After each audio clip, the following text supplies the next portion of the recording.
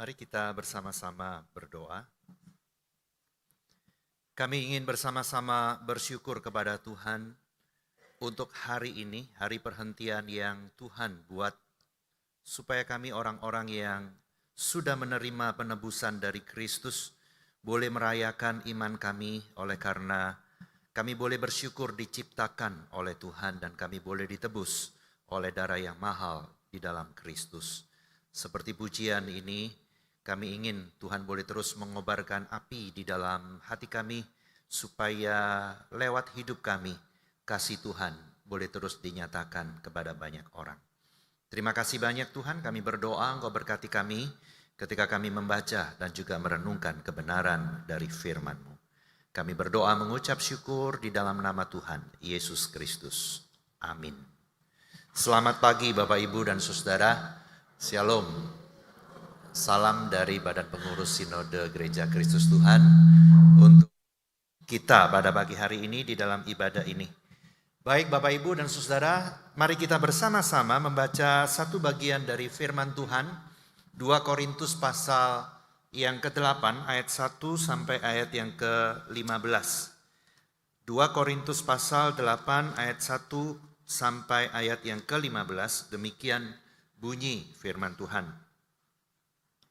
Saudara-saudara, kami hendak memberitahukan kepada kamu tentang kasih karunia yang dianugerahkan kepada jemaat-jemaat di Makedonia. Selagi dicobai dengan berat dalam berbagai penderitaan, sukacita mereka meluap, dan meskipun mereka sangat miskin, namun mereka kaya dalam kemurahan.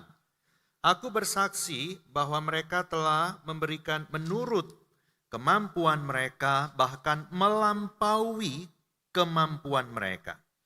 Dengan kerelaan sendiri mereka meminta dan mendesak kepada kami supaya mereka juga beroleh kasih karunia untuk mengambil bagian dalam pelayanan kepada orang-orang kudus. Mereka memberikan lebih banyak daripada yang kami harapkan.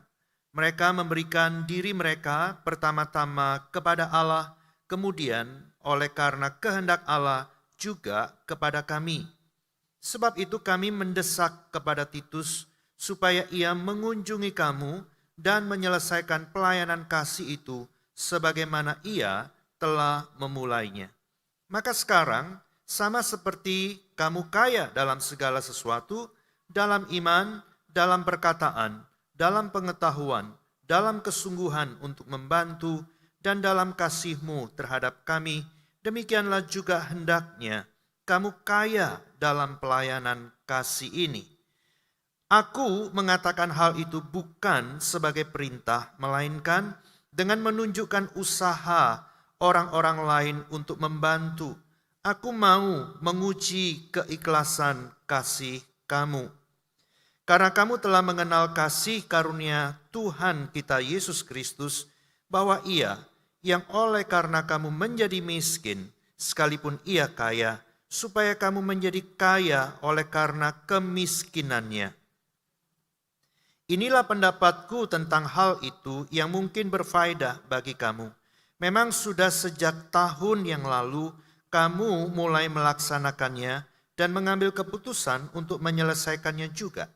Maka sekarang selesaikan jugalah pelaksanaannya itu. Hendaklah pelaksanaannya sepadan dengan kerelaanmu, dan lakukanlah itu dengan apa yang ada padamu. Sebab jika kamu rela untuk memberi, maka pemberianmu akan diterima. Kalau pemberianmu itu berdasarkan apa yang ada padamu, bukan berdasarkan apa yang tidak ada padamu. Sebab kamu dibebani bukan supaya orang-orang lain mendapat keringanan, tetapi supaya ada keseimbangan. Maka hendaklah sekarang ini kelebihan kamu mencukupkan kekurangan mereka, agar kelebihan mereka kemudian mencukupkan kekurangan kamu, supaya ada keseimbangan. Seperti ada tertulis, orang yang mengumpulkan banyak tidak kelebihan, dan orang yang mengumpulkan sedikit tidak kekurangan. Berbahagialah setiap kita yang membaca, merenungkan dan melakukan firman Tuhan dalam hidup yang sehari-hari. Terpujilah nama Tuhan.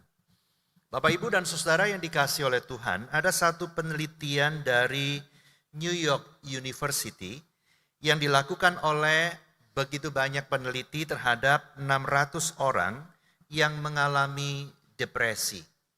600 orang ini kemudian dibagi menjadi 3 kelompok. Kelompok pertama, mereka diminta untuk mencintai diri sendiri dan mengucapkan kata-kata positif selama 10 menit setiap hari.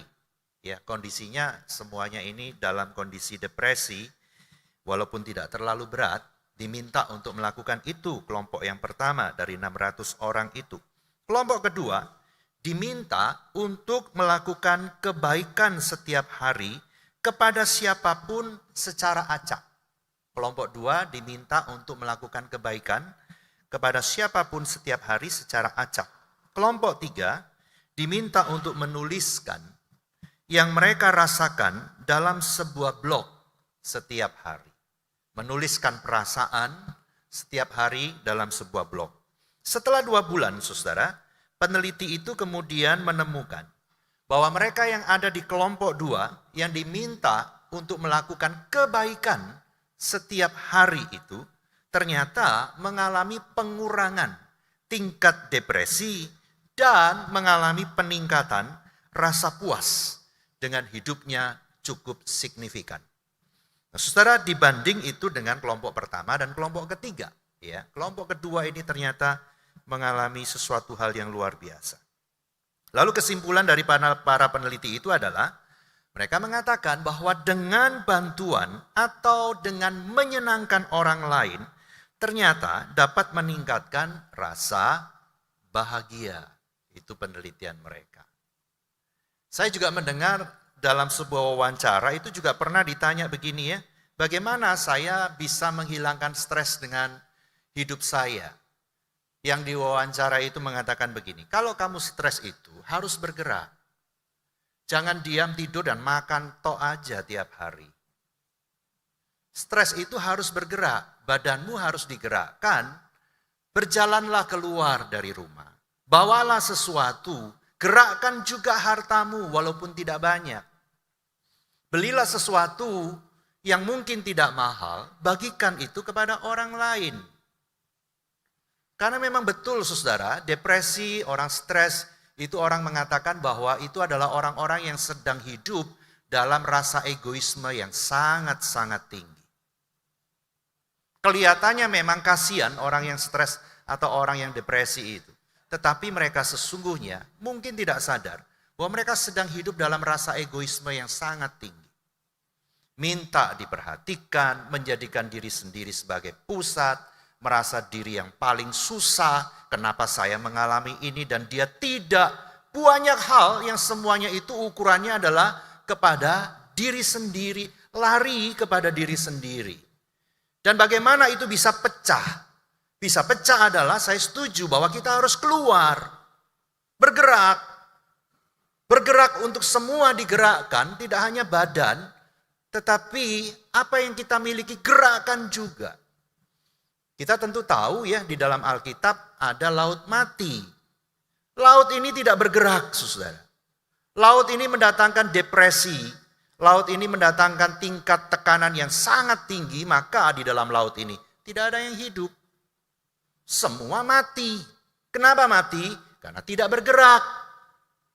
Semua dipegang sedemikian rupa. Maka tingkat tekanan di dalam laut itu cukup besar. Karena memang garam menjadi sangat tinggi, saudara. Bapak, Ibu, dan saudara yang dikasihi oleh Tuhan Yesus Kristus, Alkitab juga mengatakan, Injil juga memberikan konfirmasi di dalam Kisah Para Rasul bahwa sesungguhnya adalah lebih berbahagia itu memberi daripada menerima. Kalau kita renungkan, kita juga kadang nggak ngerti kenapa bisa ya memberi itu lebih berbahagia daripada menerima. Tetapi ini hukum yang Tuhan buat untuk kita, saudara. Saudara yang dikasihi oleh Tuhan Yesus Kristus, di dalam teks yang tadi kita baca 2 Korintus pasal 8 ayat 1 sampai 15, kita menemukan disebutkan di situ ada jemaat-jemaat Makedonia. Jemaat-jemaat Makedonia ini disebut sebagai jemaat-jemaat yang sedang mengalami cobaan yang sangat berat. Cobaan itu membuat mereka ada di dalam penderitaan yang luar biasa. Dan tidak hanya sekedar penderitaan, tapi dalam bagian ini dikatakan bahwa jemaat-jemaat ini juga ada dalam kemiskinan. Tetapi sukacita mereka meluap, mereka juga kaya di dalam kemurahan hati. Siapa jemaat-jemaat Makedonia ini? Jemaat-jemaat Makedonia ini adalah jemaat Filipi, jemaat Tesalonika, dan jemaat Berea. Saudara, 3 jemaat ini disebut ada di dalam kesukaran yang luar biasa. Ya, mereka digambarkan seperti seorang yang diikat dengan batu kilangan, kemudian dilemparkan ke dalam laut, berjuang untuk tidak tenggelam, berjuang untuk tidak mati. Kenapa? Karena memang penderitaan yang mereka alami, cobaan yang mereka alami begitu berat, dan mereka juga dalam kondisi yang miskin. Tapi Alkitab menarik mengatakan bahwa mereka kaya dengan kemurahan hati. Mereka meluap dengan sukacita. Kenapa ini bisa begini? Saudara, kalau kita baca teks ini kita menemukan bahwa ada satu bagian yang sangat penting yang disebut dengan kasih karunia Allah. Kasih karunia Allah ini tidak memandang dan tidak bersyarat. Diberikan kepada siapapun. Ya. Diberikan kepada siapapun, Bapak, Ibu, dan Saudara yang dikasihi oleh Tuhan Yesus Kristus. Yang sungguh-sungguh mengalami pembaharuan di dalam Tuhan Yesus Kristus. Sehingga mereka tidak mau tinggal diam ketika melihat jemaat Yerusalem itu mengalami kesulitan yang butuh dibantu. Paulus menyebut jemaat-jemaat Makedonia ini sebagai jemaat yang miskin secara materi, tetapi mereka kaya dengan kemurahan hati. Kasih karunia itu melingkupi mereka. Dan Tuhan memakai jemaat ini sebagai contoh bahwa soal memberi, soal berbagi tidak ada kaitannya dengan punya banyak dan punya sedikit. Soal berbagi itu bonding dengan kasih karunia Allah. Itu yang menjadi ikatan. Sehingga siapapun dalam keadaan apapun, kalau dia mengalami kasih karunia Allah dalam hidupnya, mengalami penebusan di dalam Kristus, mengalami pembaharuan hati dan pikiran tiap hari, maka baginya berbagi itu adalah bukan perkara yang sulit. Dan itu yang kemudian menjadi memang kuncinya. Bahwa Tuhan tidak mau kita menjadi orang yang egois, yang hanya menahan apa yang kita punya. Karena itu akan membawa kita kepada kematian. Sebelum kematian, depresi dan stres. Bergeraklah, berbuatlah sesuatu. Lebih berbahagia memberi daripada menerima. Itu janji daripada firman Tuhan. Bapak, Ibu, dan Saudara yang dikasihi oleh Tuhan Yesus Kristus, Ibu Teresa itu pernah berkata begini, bila dirimu tidak bisa memberi makan 100 orang, jangan kemudian tidak melakukan apa-apa, karena setiap kita bisa memberikan makan 1 orang. Walaupun itu bukan nilai yang sangat tinggi, kita bisa melakukan itu, Saudara. Seorang Kristen yang dipenuhi dengan kasih karunia Tuhan, tidak mungkin tidak mau berbagi, meski itu hanya untuk 1 orang saja. Bapak, Ibu, dan Saudara, dan bagian yang tadi kita baca itu juga menjelaskan kepada bagian yang berikut bahwa Tuhan itu tidak pernah menuntut engkau dan saya berbagi dari apa yang kita tidak punya, tetapi dari apa yang terbaik dari kita. Saya harap kita tidak sulit untuk memahami ini ya. Tuhan tidak pernah menuntut saudara berbagi dari apa yang saudara tidak punya. Tapi Tuhan minta kasih yang terbaik. Bapak, Ibu, dan Saudara, Tuhan tidak pernah menuntut utango dulu dari utanganmu bagi ke orang lain. Tidak. Tuhan tidak menyuruh kita begitu. Aku meminta kamu berbagi dari apa yang ada padamu. Bagikan. tetapi yang terbaik. Tuhan pernah memberikan contoh ketika ada seorang janda miskin memberikan sesuatu di kotak persembahan. Tuhan pun juga melihat yang lain memberikan persembahan di situ. Tuhan mengatakan apa? Persembahan janda miskin ini adalah yang terbaik. Apakah dari sisi jumlah lebih besar daripada orang-orang kaya yang memberikan pada waktu itu? Dari sisi jumlah ini sangat kecil. Tapi Tuhan mengatakan ini yang terbaik. Artinya, ketika kita punya banyak dan kita memberikan dibandingkan dengan janda miskin, itu berkali-kali lipat, belum tentu itu yang terbaik. Karena yang sisa ada padamu masih begitu banyak. Sementara janda ini, setelah dia memberikan persembahan itu, besok dia tidak tahu akan makan apa. Bapak, Ibu, dan Saudara yang dikasihi oleh Tuhan Yesus Kristus, Tuhan tidak menuntut berbagi dari apa yang tidak kita punya.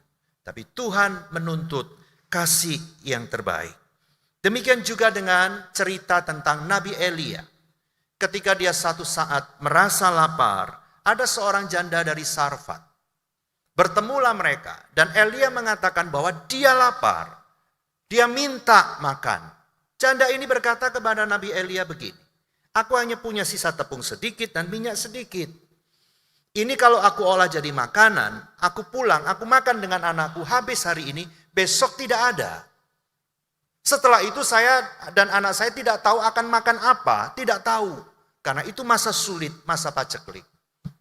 Saudara, apa yang dilakukan oleh janda Sarfat ini?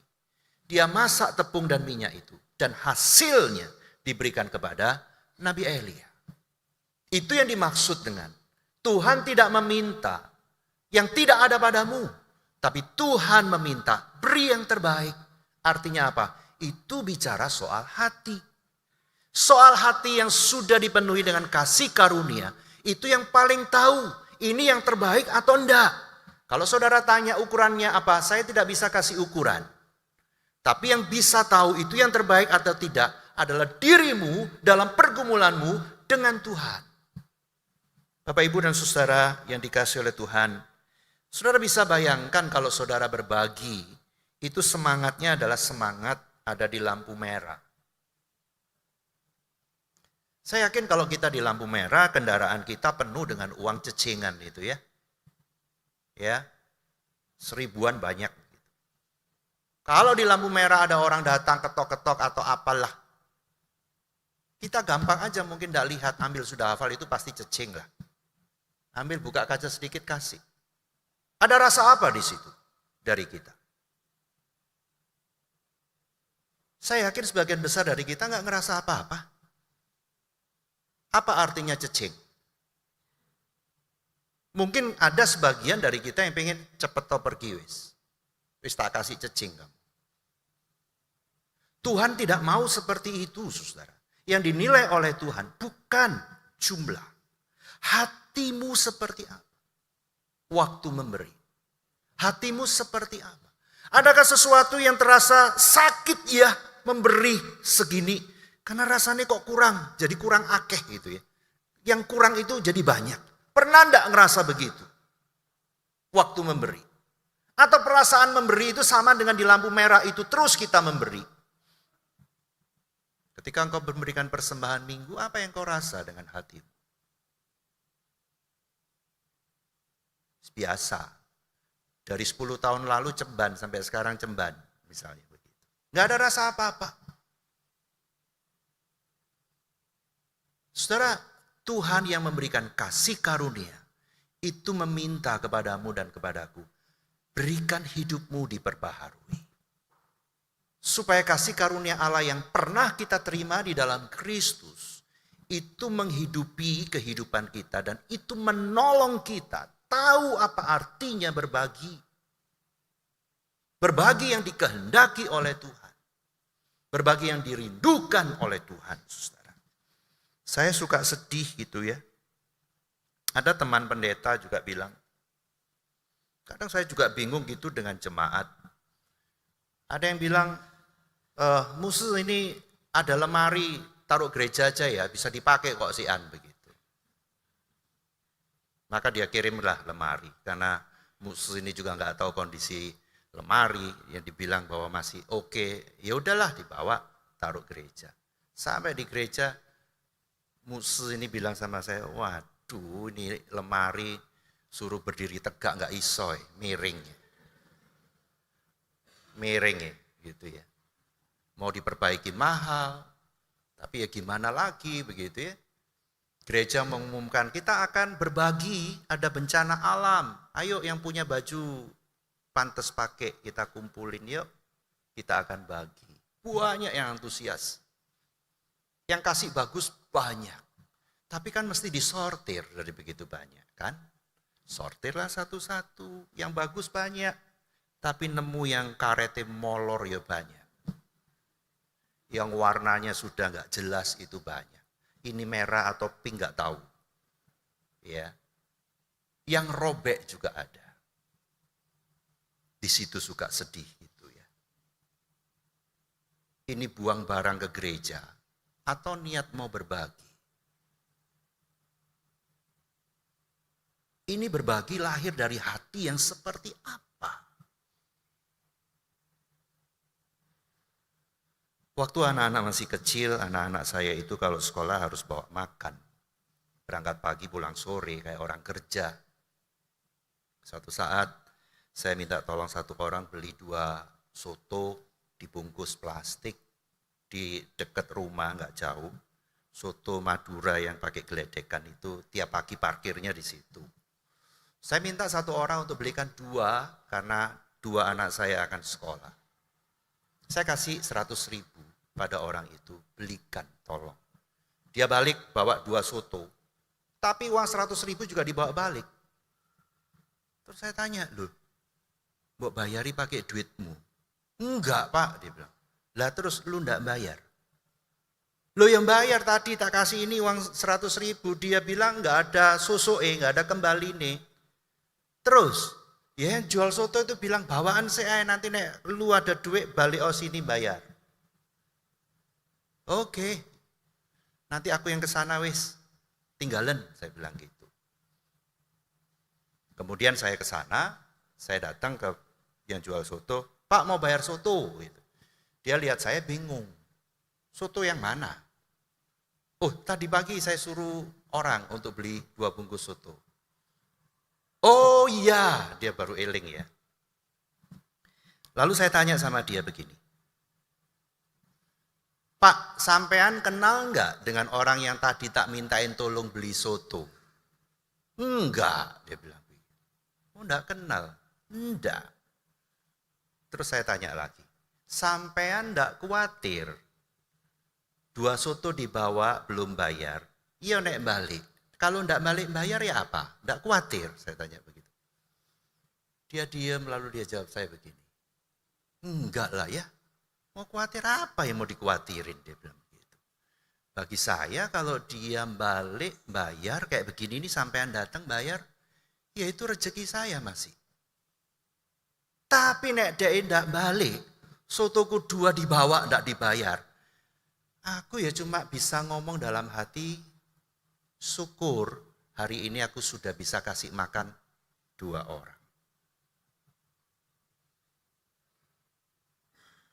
Piye enggak banding ke ambil orang Kristen, saudara. Bagaimana saya tidak membandingkan ini dengan orang Kristen? Hidup sederhana jual soto sehari berapa porsi? Saya enggak tahu. Dari anak saya kecil sampai sekarang orangnya masih jualan. Sama. Untungnya berapa saya juga enggak tahu. Tapi lihat dia hidup kayak begitu ya. Aduh. Ringan dia jalani hidup. Saya tidak tahu motifnya apa, tapi itu prinsip hidupnya. Dibayar ya masih rezekiku, enggak dibayar, aku sudah kasih makan dia 2 orang. Simpel. Kita bagaimana? Dengan soal harta. Sulitkah? Kemarin saya lihat Renal Kasali bilang di YouTube-nya, kalau engkau pengen tahu sifat uang, pergilah dan cari utangan. Nanti kamu akan tahu ganasnya uang itu. Pada saat kamu sulit gak bisa bayar, pada saat bunga harus numpuk, kamu akan tahu itu uang.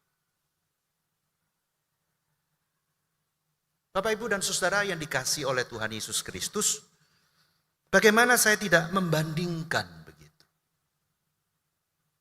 Kenapa ada begitu banyak orang Kristen yang mengaku menerima kasih karunia Tuhan? Tapi ketika Tuhan meminta, berbagilah dengan hidup ini. Tapi apa yang kemudian mendasari ketika dia berbagi? Mungkinkah orang-orang yang seperti ini akan terus bertumbuh di dalam hidupnya, dalam pengenalannya akan Allah? Apakah orang-orang seperti ini akan bebas dan bisa mengelola stres dengan baik? Saya khawatir gak bisa. Semua masih dia tahan. Bapak, Ibu, dan Saudara, dalam bagian firman Tuhan ini yang berikutnya, di situ kita menemukan soal berbagi. Injil itu menjelaskan banyak alasan. Namun salah satunya adalah engkau dan saya diminta oleh Tuhan untuk menciptakan keseimbangan. Alasannya baik, kenapa engkau dan saya berbagi? Salah satu yang di dalam teks ini diungkapkan adalah Tuhan mau engkau dan saya menjadi kreator, menjadi pencipta keseimbangan dalam hidup. Arti keseimbangan di sini apa? Saudara, arti keseimbangan ini saya mau jelaskan dari teks ini saja ya. 2 Korintus 8:14 dalam terjemahan sederhana Indonesia. Di situ dikatakan begini. Namun, suatu saat nanti ada waktunya. Mereka berkelimpahan dan kalian berkekurangan. Saat itulah mereka akan mencukupi kekurangan kalian. Sehingga kebutuhan hidup kita sama-sama terpenuhi. Prinsip Alkitab begitu jelas. Kenapa engkau dan saya diminta oleh Tuhan berbagi? Karena Tuhan ingin engkau dan saya menjadi pencipta-pencipta keseimbangan. Tuhan mengingatkan pada satu saat kita susah, orang kasih. Pada saat lain kita kelebihan, kita harus kasih. Supaya terpenuhi apa yang dibutuhkan. Keseimbangan itu tercapai. Saudara, kalau kita baca perjanjian lama, kita menemukan prinsip ini. Bagaimana orang-orang Yahudi waktu panen gandum dan juga waktu panen anggur, itu tidak boleh panen dengan bersih. Jatuh di jalan disapu, diringkes, enggak boleh. Metik anggur di pohon, ada sisa, enggak boleh diambil semuanya. Dalam perjanjian lama diperintahkan, kalau engkau panen, sisakan. Tidak boleh kamu ringkesi 100% bersih. Sisakan. Kalau ada gandum, jatuhkan di tanah. Untuk apa? Orang miskin akan datang untuk menyapu. Itu hak dia. Orang akan datang ambil anggur. Itu hak dia. Kamu sebagai penguasa, pemilik kebun, tidak boleh. Seluruhnya kamu ambil sampai bersih.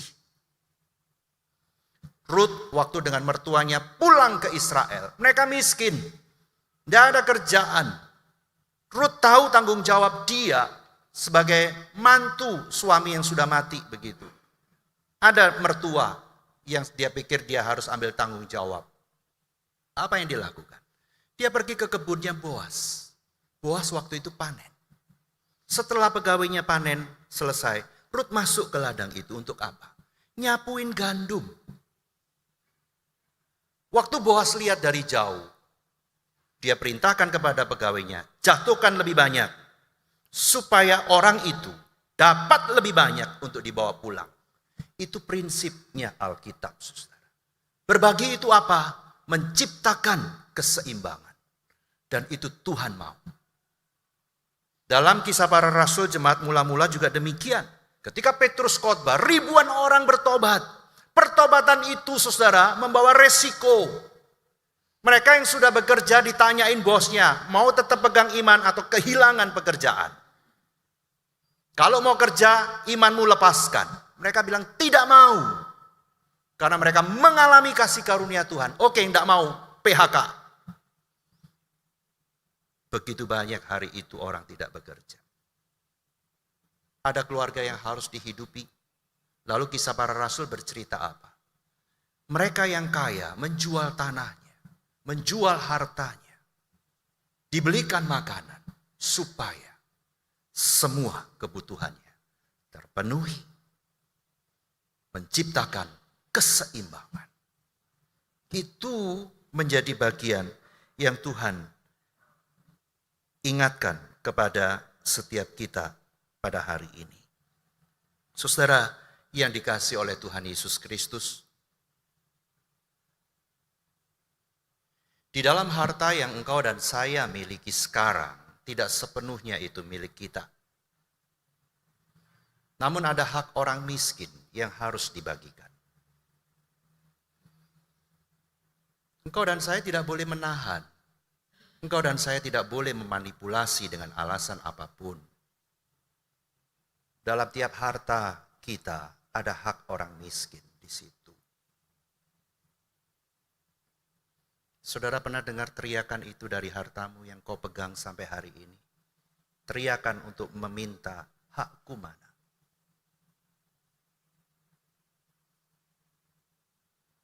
Pelitlah untuk gaya hidupmu, tapi jangan pelit untuk berbagi. Kita melawan Tuhan. Pelitlah untuk makan, untuk diri sendiri, untuk beli baju atau apa. Tapi jangan kau tahan hak orang miskin di dalam harta yang Tuhan berikan kepada kita. Itu sebabnya Alkitab mengatakan, lebih berbahagia memberi daripada menerima. Berbahagia itu diterjemahkan, lebih diberkatilah orang yang memberi daripada menerima. Psikologi mengungkapkan yang tadi saya katakan. Kita bisa lepas, rilis stres kita. Dengan apa? Bergeraklah. Lakukan sesuatu. Bagikan sesuatu. Kita tidak akan pernah kaya, saudara, dengan menahan hak orang miskin di harta kita. Maka orang banyak bilang, ada harta yang panas.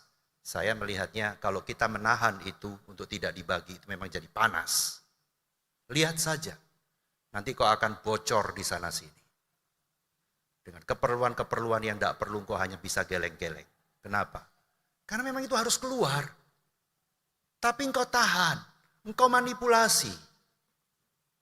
Dengan alasan ini, alasan itu. Apa susahnya berbagi nasi satu bungkus dengan orang? Kalau hari ini kita hanya mau makan 2 kali saja, apa mati? Tidak kan? Kalau hari ini kita makan setiap hari 3 kali, apa susahnya? Jatah yang 1 kasih orang. 2 kali makan tidak buat kita mati, saudara. Umur saya makin banyak, sekarang saya berjuang makan itu 1 hari cuma sekali malahan.